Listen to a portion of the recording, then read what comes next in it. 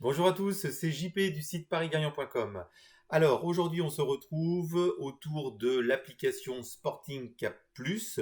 C'est une nouvelle application que j'ai dédiée, que j'ai proposée sur mon site parisgagnant.com.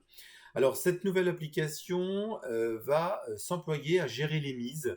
Alors non pas au turf, même si vous allez voir, on pourra jouer quand même aux courses hippiques avec, mais cette application est dédiée principalement au paris sportif. Alors, juste le temps de couper ma webcam car vous avez assez vu ma trombine et puis surtout on a besoin de toute la place sur l'écran pour l'application. Je coupe ma webcam et on se retrouve de suite. Bien, alors, nous voici de retour. Vous allez entendre que ma voix et je vais donc vous présenter l'application Sporting Cap Plus. C'est une gestion des paris sportifs. Vous allez voir, c'est quelque chose qui est assez simple. Ça diffère de ce que je fais régulièrement pour les paris hippiques, pour le turf, puisque là, vous allez voir que, eh bien, on a d'autres notions. On a déjà des codes qui sont connus. On a la possibilité, eh bien, d'estimer la réussite. Enfin voilà, on a plusieurs indicateurs qui sont quand même différents des courses hippiques et qui vont être, on va dire, des indicateurs et des paramètres très intéressants pour le suivi de nos jeux et de nos paris sportifs. Alors, j'ai pris un exemple pour vous expliquer, pour faire le tour d'horizon de l'application. J'ai volontairement pris un exemple et j'ai pris le suivi d'une équipe qui est l'équipe de Lille durant tout le championnat Uber Eats là, que l'on a. Et donc, j'ai décidé donc d'entrer tous les matchs de Lille depuis le début de la saison. Donc on remonte au 6 décembre 2020 et j'ai donc entré les différents matchs. Alors, juste un petit mot, avec l'application, vous avez un manuel détaillé. Tous ceux qui me connaissent, tous ceux qui sont abonnés ou qui sont clients de mon ancien blog, le blog gagnerauturf.com, vous savez que j'attache beaucoup d'importance à faire un manuel qui soit le plus détaillé possible parce que voilà, on a un support lorsqu'on travaille une application, on a le support à côté et c'est toujours plus simple qu'une vidéo où on est obligé de jongler entre la vidéo et l'application. Voilà, alors ceci étant, j'ai quand même fait cette petite vidéo parce que vous allez voir que c'est aussi assez sympa d'expliquer de vive voix. Alors, l'application se décompose en plusieurs onglets. Le premier onglet, qui s'appelle Jeux du jour, c'est un onglet récapitulatif. Nous pouvons avoir jusqu'à 10 jeux en parallèle. Voilà, alors là, je l'ai renommé Lille, mais imaginez ici, ça pouvait être jeu 1, jeu 2, jeu 3, et on a comme ça 10 jeux. Ça nous permet de suivre 10 équipes, 10 joueurs, 10 sports, pourquoi pas différents, ensemble. Ici, eh bien, cette feuille est dédiée au récapitulatif de ces 10 onglets. Donc, on va avoir, vous voyez, le jeu 1, le jeu 2, le jeu 3, etc. Donc ça reprend eh bien, les 10 feuilles que vous avez ici. Alors, on peut faire un petit point. Vous voyez que le jeu 1, donc c'est cette feuille qui est dédiée à Lille. D'ailleurs, on pourrait très bien la renommer. Je vais la renommer tout de suite. Hop, alors avec une majuscule, ça serait encore mieux. Voilà. Ici, eh bien, le sport. Alors, tout ça, c'est automatisé. Hein, c'est-à-dire qu'une fois que vous rentrez les informations dans les différents onglets, ça s'affiche ici. Vous avez le foot, la date. Ça, c'est la date. Ça va être la date du dernier match. C'est-à-dire qu'ici, nous allons avoir la dernière partie où on va dire le jeu que vous avez à faire. Là, en l'occurrence, vous voyez, c'est le 23 mai. On est aujourd'hui le 21 mai. C'est pas du tout, ce n'est pas encore joué. Donc ça, c'est mon prochain match que j'aurai à jouer, qui est Angers-Lille. La sélection, bien sûr, c'est Lille, donc c'est le 2. Et la cote, pour l'instant, c'est 1,33.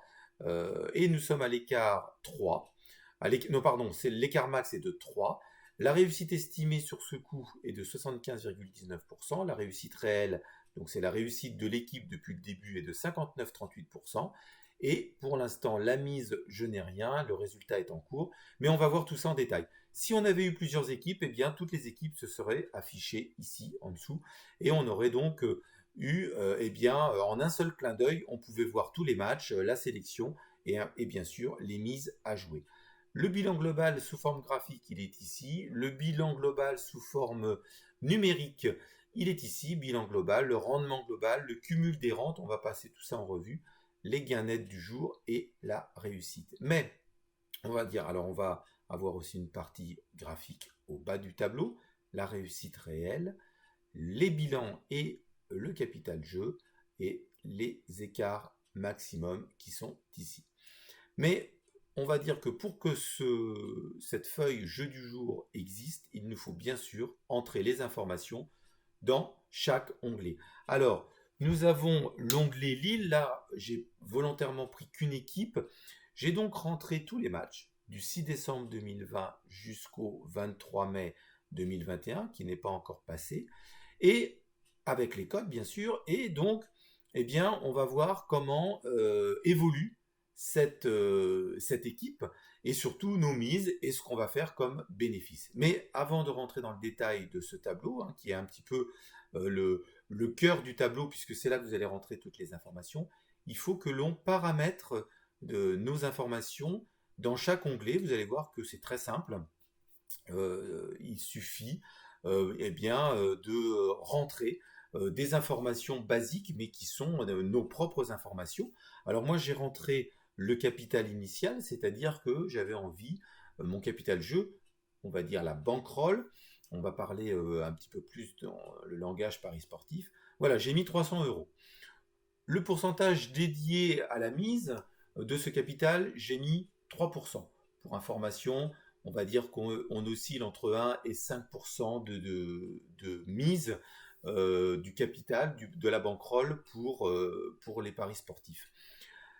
J'ai inclus une mise max. Alors qu'est-ce que ça veut dire, ça, cette mise max? Ça veut dire que moi, eh bien, à un moment donné, si les mises commencent à progresser pour qu'on soit bénéficiaire, hein, bien sûr, parce que vous allez voir qu'on a on a des gains, mais on a aussi des pertes, eh bien, moi, j'ai décidé que je ne voulais pas que ça dépasse 25 euros. C'est-à-dire qu'à aucun moment, je mettrai plus de 25 euros sur le pari, sur mon équipe favorite lors d'un match. Alors, une pièce par coup joué. Qu'est-ce que ça veut dire, ça, une pièce par coup joué? Alors, ça veut dire que, eh bien, au fur et à mesure, on va jouer, on va donc avoir des parties en cours. Ça veut dire que peut-être que notre partie ne va pas se terminer tout de suite.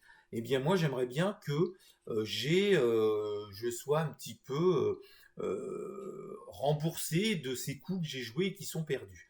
Alors, ça ne veut pas dire que c'est la récupération des pertes, ça, c'est quelque chose qu'on va voir à côté, mais on va dire que c'est un petit bonus.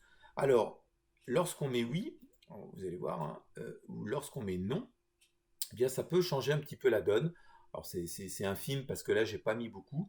L'avantage c'est que on va pouvoir modifier le montant de la pièce que l'on veut obtenir par coup joué. Là j'ai mis 1 euro, je pourrais très bien mettre 2 euros et on va voir que voilà ça influe un petit peu sur les résultats.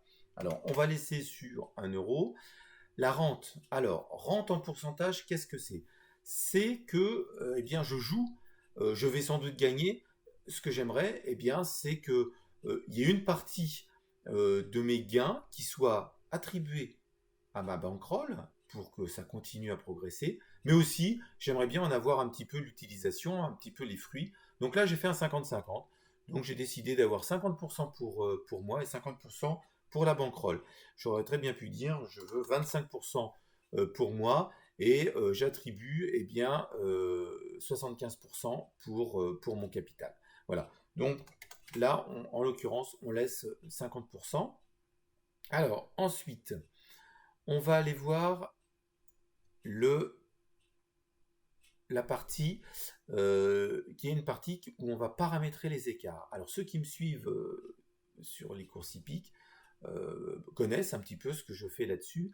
C'est-à-dire qu'on a décidé de ne pas forcément jouer tous les écarts. C'est-à-dire que on va suivre notre équipe, on sait qu'elle va gagner, mais on sait aussi qu'elle va perdre, et elle peut peut-être perdre plusieurs fois de suite, plusieurs fois consécutivement. Là, en l'occurrence, j'ai décidé de dire je joue quand elle vient de gagner un match, je ne joue pas après une perte, et par contre, si elle a perdu 2 fois de suite, eh bien je commence à rejouer, et jusqu'à 3 pertes consécutives. Donc voilà, c'est ce que j'ai décidé un petit peu de jouer et de tester. Alors, l'autre partie ici, ça c'est important, ce sont nos statistiques. On va avoir ici le bilan de notre jeu. On va avoir notre capital. Donc vous voyez qu'on a 300 euros. On est avant le 23 mai, donc on est le 21 mai, on est à 452,38 euros de capital. On a un rendement de 138,84%. On a une réussite réelle de 59,38%, c'est-à-dire nos matchs gagnés. On a aussi la possibilité d'avoir un cash out. Alors le cash out, c'est quoi? C'est-à-dire qu'on fait un pari, on voit qu'en cours de match, ça ne se passe pas très bien. Eh bien, on peut récupérer une partie de notre mise. Alors là, volontairement, je suis parti sans cash out, donc je suis parti jusqu'à la fin du match. La mise max, on sait que c'est 25 euros. L'écart max qu'on a enregistré, c'est 3. Le rapport moyen, donc ça c'est la cote moyenne, c'est 2,14 euros, ce qui est plutôt pas mal. Le bilan global, là forcément, si on avait eu d'autres sélections en dessous, on aurait eu le bilan global. Là, en l'occurrence, on n'a qu'une équipe, donc c'est la même chose. La rente, eh bien, vous voyez que eh bien, c'est 83,70 €. C'est ce que l'on a pris à un moment donné lorsque nos parties étaient terminées. Donc ça, c'est ce que l'on a pris pour nous. Le rendement global, bien là, c'est la même chose que le rendement. Cash out, on a dit qu'on n'en parlait pas. La mise max globale, là encore, si on avait eu d'autres jeux en cours, peut-être que ça aurait été plus important, suivant ce qu'on aurait joué. Et puis l'écart max global également. Et le déficit en cours, c'est moins 15,02. Alors pourquoi moins 15,02? Parce que vous voyez que le dernier match a été perdu. On avait une mise de 15,02 dessus. On a perdu. Donc effectivement, notre déficit actuel est de moins 15,02. Alors, vous voyez que c'est assez simple. On a juste quelques informations à donner au départ. On a notre choix des écarts. On voit qu'on a une zone de graphique qui nous permet bien, de voir où on en est. Alors, vous voyez qu'on a. Alors, on va voir un petit peu, on va scruter notre permanence, le suivi de notre équipe de Lille pendant toute la saison, donc du 6 décembre 2020. Alors, on voit qu'on commence par. On va se mettre ici, on va voir un petit peu. Alors par contre, ce que je vais essayer de faire, c'est d'avoir tout sur la même feuille, ça va être plus simple pour nous. Donc vous voyez, je réduis la largeur des colonnes pour voir un petit peu tout. Les heures, on s'en fiche un peu, quoique... Oui, non, la rente, donc on va pouvoir réduire aussi. Voilà, donc là on a tout sur la même feuille. Donc vous voyez que le 6 décembre, c'est un match de gagné. La cote était de 2,50. On avait mis 9,03. Alors ce qu'il faut savoir, c'est que les calculs se font automatiquement, tout simplement parce que... alors je regarde juste... oui. Alors, les calculs se font automatiquement. Il y a une récupération des pertes qui est prévue dedans. Et cette récupération des pertes... je vais vous donner le petit tuyau, elle dépend de la réussite estimée, c'est-à-dire c'est à partir de la réussite que l'on calcule. Alors la réussite, je mets le calcul dans le manuel, c'est tout simplement le 1 divisé par la cote. Voilà, donc on va perdre, ce qu'on va perdre, on va chercher à récupérer nos pertes au fur et à mesure que l'on va avancer dans notre gestion, dans notre suivi de notre équipe. Alors, vous voyez que, on a gagné, puis le match d'après, on a perdu. Alors, vous voyez qu'ici, il n'y a pas eu de mise. Pourquoi il n'y a pas eu de mise? Parce que on était à l'écart 1, et regardez ici, je ne jouais pas l'écart 1, je jouais l'écart 0, et ensuite je jouais l'écart de 2 à 3. Ici, moins 1, alors ça c'est la petite information, j'aurais pu mettre un intervalle supplémentaire. Lorsque je ne veux pas mettre d'écart supplémentaire, je mets moins 1 et moins 1, ce qui fait que c'est comme s'il y avait un écart neutre, là on n'en tient pas compte. Donc vous voyez que le 13 décembre 2020, je jouais Lille. Par contre, la gestion me disait, ah, là tu ne joues pas parce que tu es à l'écart 1. Par contre, à la fin du match, j'ai mis gagner. Même si je n'avais pas de mise, je suivais quand même mon équipe et je lui donnais le résultat, c'est-à-dire j'indiquais le résultat à la gestion à la fin du match. Je lui ai donc mis gagner. Le 16 décembre 2020, nouveau match. Dijon-Lille, là, donc c'est le 2, la cote est de 1,39. Et là, vous voyez que, eh bien là, j'avais 18,11 € à mettre sur mon équipe. Et là, c'est gagné. Je fais un gain. Donc le gain estimé, bien sûr, c'est facile, hein, c'est la même chose, hein, puisqu'on sait qu'on joue à cette cote-là. Donc je prends en gain 25,17 € et ce qui fait un gain net de 7,06 €. Et on voit que notre partie eh bien, n'est toujours pas terminée. Parce que, eh bien, voilà, on a récupéré une partie de nos pertes, mais pas complètement. Alors, on continue, eh bien, le 16 décembre, donc c'est fait. Le 20 décembre, Lille-Paris toujours, Lille-Paris, pardon, je parie combien? Eh bien, j'avais gagné, donc j'étais à l'écart 0, hop, je joue 15,05 €, donc pour un gain estimé de 50,42 €. Malheureusement, là, le match est perdu. Donc, c'est une perte de 15,05 €. Donc là, vous voyez qu'on a un déficit de 18,40 €. C'est pas grave, hein. On sait que on va continuer à suivre notre équipe. Et de toute façon, les mises vont progresser, vous allez voir. Alors, Montpellier-Lille, j'étais à l'écart 1. Je vous donne la réponse, mais vous avez déjà trouvé, on ne jouera pas. Donc il n'y a pas de mise de posée. Par contre, le match est gagné.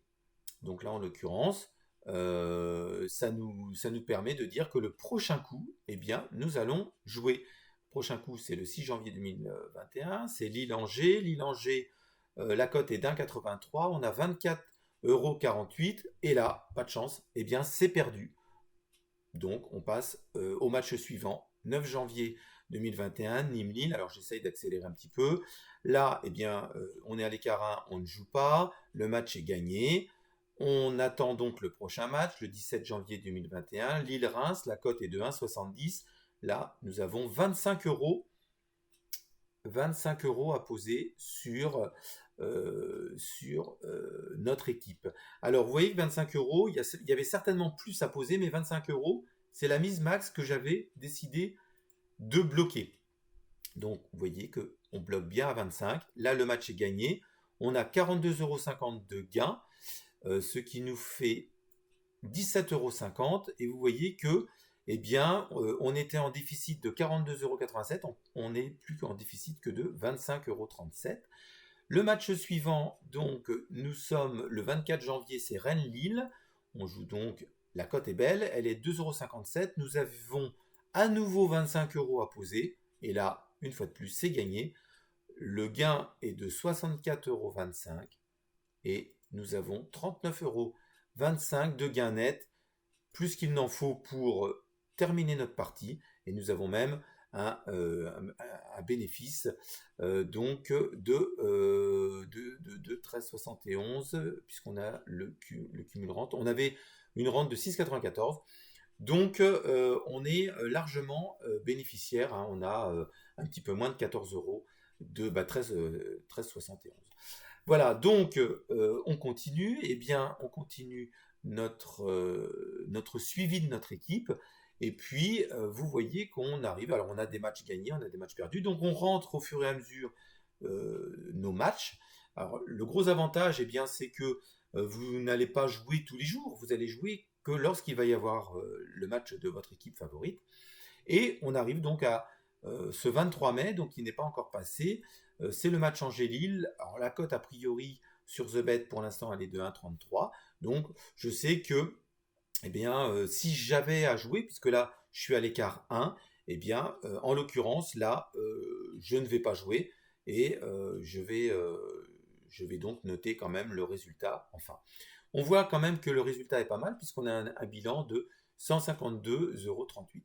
Là encore, vous pouvez mettre le capital que vous voulez. Vous pouvez très bien mettre 100. Alors attention, 100 avec une mise max de 25 €. on voit que bien, tout s'adapte, hein. On a un bilan de 100,18 €, capital 218, on a un rendement de 149,22. Vous pouvez aussi très bien mettre 500. Voilà, là, tout s'adapte. Là, en l'occurrence, on a un capital de 648. 500 €, on aurait très bien pu dire, ben voilà, on met une mise max de 500, et là on voit aussi que notre bilan progresse. Voilà. Donc, je vais remettre les paramètres comme ils étaient, voilà, 25. On peut aussi voir qu'est-ce que ça aurait donné si on avait joué tous les écarts. Donc là, en l'occurrence, je décide de faire de 0 à 3, et on voit qu'on est toujours bénéficiaire de 119,71 €. On a un rendement de 121,61, donc vous voyez que c'est quand même un petit peu moins bon que si on ne joue que l'écart 0 et l'écart 2 et 3. On voit que c'est quand même plus intéressant, et donc c'est plus intéressant de sauter, on va dire, un match, sauter le match lorsqu'on est à l'écart 1. Voilà, donc le tour d'horizon est assez rapide, vous allez trouver plus d'informations également dans le manuel. Alors juste avant de retrouver un autre exemple, une petite précision, parce que là on voit donc que j'ai suivi l'équipe de Lille. Vous allez pouvoir me dire, bah oui, j'aurais voulu suivre Angers ou Rennes ou Saint-Étienne ou une autre équipe. Est-ce que je peux les rentrer dans les différents onglets? Alors je dirais oui, oui et non. Le principe de Sporting Cap Plus, c'est aussi de faire jouer, on va dire, la mutualité des différents onglets. Alors je m'explique, c'est-à-dire que lorsque vous allez rentrer des informations dans le jeu 2, dans le jeu 3, etc., si le jeu 2, par exemple, devient très fortement bénéficiaire, hein, à l'issue d'un match, eh bien, vous avez un gain qui est important, et que le gain est suffisamment important pour annuler les pertes de l'onglet 1, eh bien, ça remet tout à zéro pour la prochaine partie. C'est-à-dire que l'onglet 1 va se remettre à zéro et l'onglet 2 également. Alors, le souci, c'est que ça demande un jeu d'écriture sur tous les onglets en même temps, c'est-à-dire qu'on doit avoir, vous voyez, là j'ai commencé le 6 décembre sur la ligne 13, ça veut dire que ici, eh bien, je dois suivre tous mes onglets avec la même date pour que, eh bien, à la fin de la journée, on ait les mêmes résultats sur tous les onglets. On va voir dans le prochain exemple justement quand on suit plusieurs sports, ça c'est hyper intéressant. Alors on peut se passer, hein, on peut très bien avoir des jours où on n'a pas le sport visé, où il n'y a pas de rencontre, eh bien c'est pas très grave. Alors là on pourrait effectivement le faire, sauf que alors là encore ça va peut-être si on a plusieurs matchs. Le petit jeu d'écriture que l'on a, c'est que on doit mettre la date, on ne doit pas renseigner les informations ici de notre équipe. C'est-à-dire que je vais prendre un exemple. On est le 6 décembre, on aurait voulu suivre Rennes par exemple. On met le 6 décembre, mais on sait qu'on n'a pas de match le 6 décembre. Voilà, on va rien rajouter. Par contre, on sait que le 10 décembre, ben là, il y avait un match le même jour avec Rennes. Et bien là, on va pouvoir mettre Rennes, je sais pas, Rennes-Angers. Voilà. Donc, voilà, c'est un petit peu un jeu d'écriture. Moi, je préfère très sincèrement vous dire d'ouvrir autant de fichiers, puisque vous avez autant de fichiers disponibles en prenant, en ayant Sporting Cap Plus, vous avez le fichier tableau vide, vous l'ouvrez autant de fois que vous voulez, vous l'enregistrez. Le mieux, c'est d'ouvrir autant de fichiers. D'ailleurs, c'est beaucoup plus simple. Vous les renommez avec le nom de votre équipe. Et comme ça, ben, vous avez plusieurs fichiers avec vos équipes. Et ça vous permet de suivre dans chaque fichier distinct votre équipe favorite. Voilà. J'en ai fini pour l'exemple avec donc l'équipe de Lille. Et on se retrouve tout de suite avec une autre vidéo où justement, on va voir comment suivre quotidiennement, eh bien, nos paris sportifs. À tout de suite.